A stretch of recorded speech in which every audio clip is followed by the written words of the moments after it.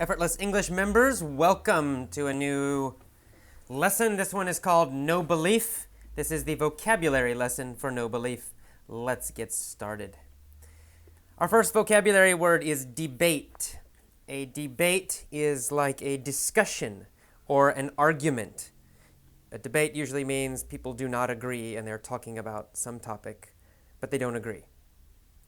Okay, in the same first sentence, we say the debate on BBC TV provoked incredulity on the part of most viewers. Incredulity. Woo, provoked. First of all, provoked, the verb. It provoked. Provoke means to cause, but it means to cause a reaction. So the idea of a reaction is important with this word, with this verb. You provoke somebody, it means you make them react. You cause them to react. And in the next word, incredulity means surprise. So the meaning of this sentence is that the debate caused a surprise reaction, right? Provoked incredulity, caused surprise. Okay, moving along then. We see the word medieval, that the idea that people must believe something is a hangover of the medieval Catholic era.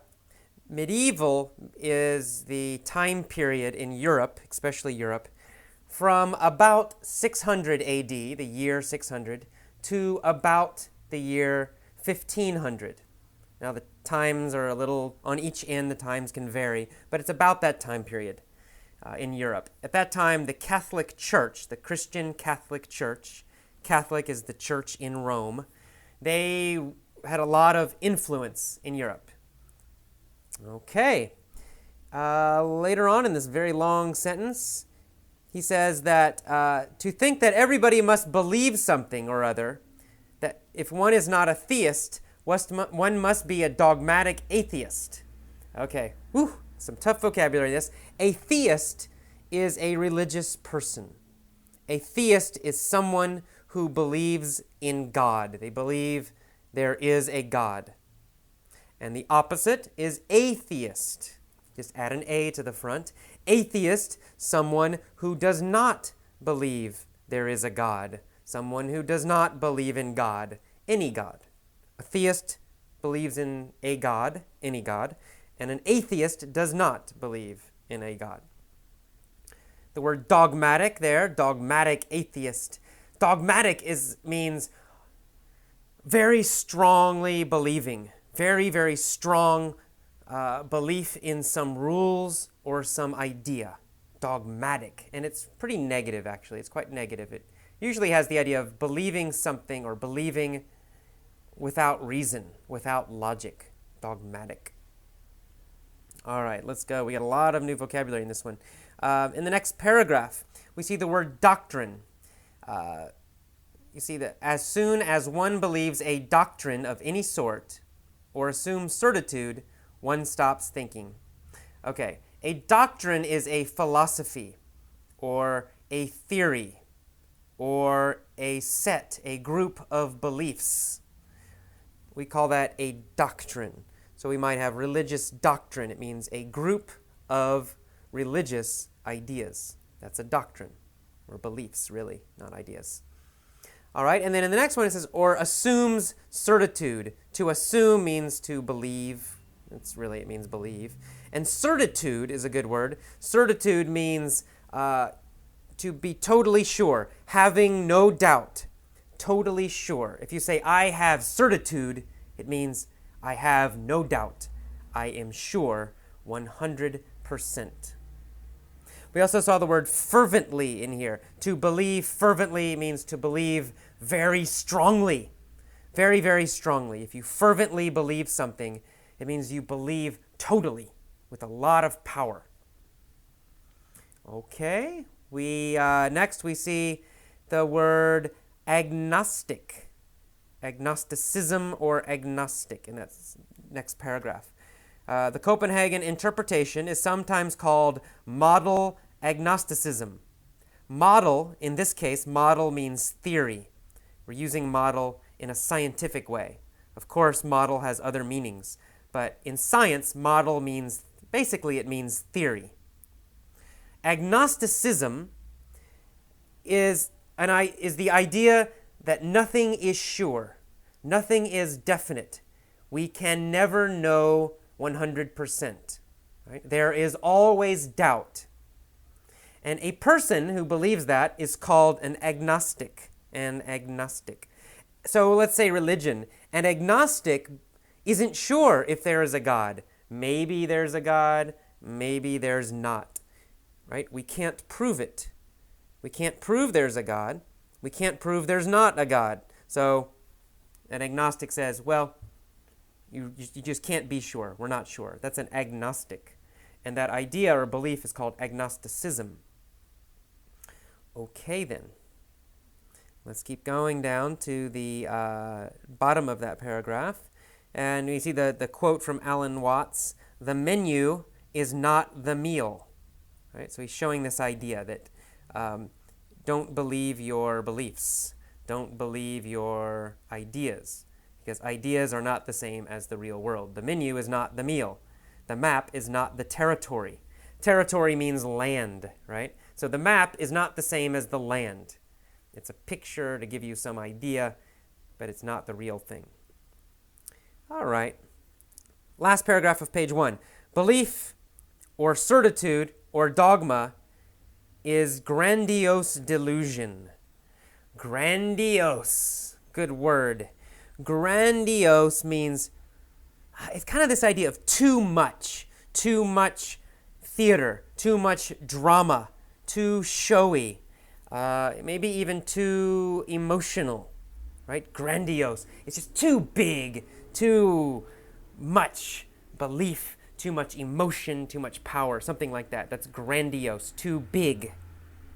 And delusion means a wrong belief, something that you believe, but actually it's not true. That's a delusion. We call that a delusion. All right. Later down on the list here, we see the word absurd. Absurd means foolish or crazy.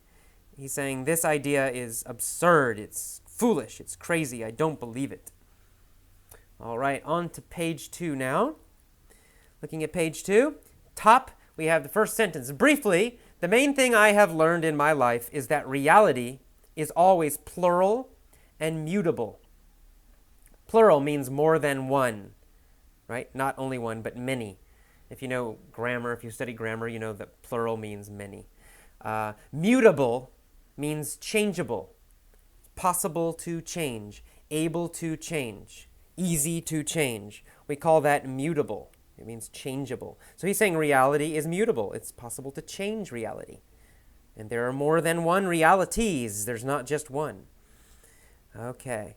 Then he says reality is a word in English that is singular, and it's a noun. Singular means one, only one. So in English grammar, that word reality is singular. There's only one. And this causes problems. This makes us think in a wrong way. He says it gives us programs. It programs us subliminally. Programs here is a verb. To program means to train or to teach somebody. So our language, the English language, teaches us, trains us in a certain way. It trains us subliminally. That's an adverb. Subliminally means unconsciously, okay? Without you knowing. It means it's working subconsciously or unconsciously. Your normal brain, your normal thinking doesn't realize, doesn't know it's happening. It's happening, but you don't know it's happening. That's subliminally. The adjective is subliminal. Okay, keep going down. We see the word entity. English treats reality like an entity. Entity means a thing. Okay, entity basically means thing. It's pretty straightforward. So it treats it as an entity, treats it as a thing. And then a little bit farther down, we say this linguistic program, this language program, is so pervasive that most people can't think outside of it. Pervasive means everywhere, extensive, universal, happening everywhere, happening to everyone. That's what pervasive means. Everywhere you go, you find it. Pervasive. Pervasive, happening everywhere. All right. And then we see the sentence gibberish at the end of the sentence. If you talk about another idea, another perspective, another view, then people think you are talking gibberish. Gibberish means words with no meaning, nonsense, babble. So if it's like that is gibberish, right? It sounds but no meaning. Sounds without meaning. We say gibberish. We call that gibberish. All right, let's kind of move on down. We got the word transmuted a little bit farther down. Transmuted in the next paragraph. It says, when the nervous system is joined with certain drugs or transmuted by spiritual exercise, transmuted means changed. If something is transmuted, it means it is changed. And it usually has the idea changed to something else or changed a lot. So if your nervous system is transmuted, it is changed.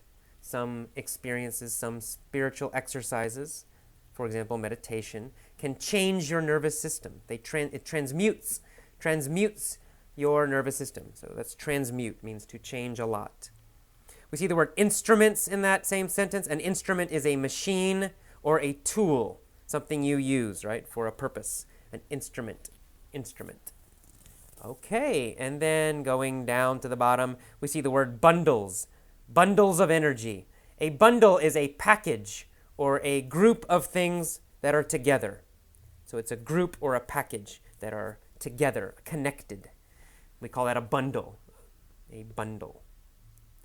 All right. The next paragraph, we see the phrase, so much for. So much for reality as a noun. So much for means that you are finished talking about something. So it means enough of that, right? Enough talking about that. Enough of that. So much for reality means enough talking about reality. That's enough. So much for the Super Bowl, meaning, the Super Bowl's over. Enough talking about the Super Bowl. We don't need to talk about it anymore. So much for that. All right, so it's kind of a transition phrase that we use sometimes to change the topic. All right, and then we see another interesting phrase, an idiom that we use a lot. Does not jibe with, right? Belief does not jibe with science. Does not jibe with means agree with. Means they don't agree. They're not the same. Belief does not jibe with science. It means my belief and science, they don't agree, right? They're different. My belief is not scientific. We'd say it doesn't jibe with science. Doesn't agree with it. Not the same as. Okay, near the end of that same paragraph, we see the word meandering. Meandering like a river. Meandering, or to meander, it means to wander, to roam or to wander. It's the idea of moving around, but no destination, right? Not in a straight line. Moving side to side, kind of slowly, maybe quickly, but not in a straight line, not moving in a straight line. We call that meandering. To meander is the verb, to meander.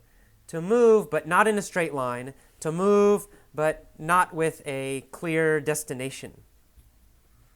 All right, let me see. I think that's it. Oh, we got one more. Construct in the last paragraph. That the real world is a construct that we create. A construct means a creation or something we make, right? It comes from the word to construct, which is a verb. To construct means to make. If you use it as a noun, a construct, it's something that you make, something that is made, something that is created. We call that a construct. In other words, not something that is natural all the time, not something that comes from the universe or God, but something we create ourselves. That is a construct. Okay, that is all for the vocabulary lesson, the vocabulary discussion. Please listen to this a few times. One time probably is not enough to remember this vocabulary. Listen to it, I think, a couple times, or at least one time each day is best. Do this every day for 1 week, 2 weeks, maybe 3 weeks. Okay? And after you're ready, after you know this, go to the mini story lesson. Bye-bye.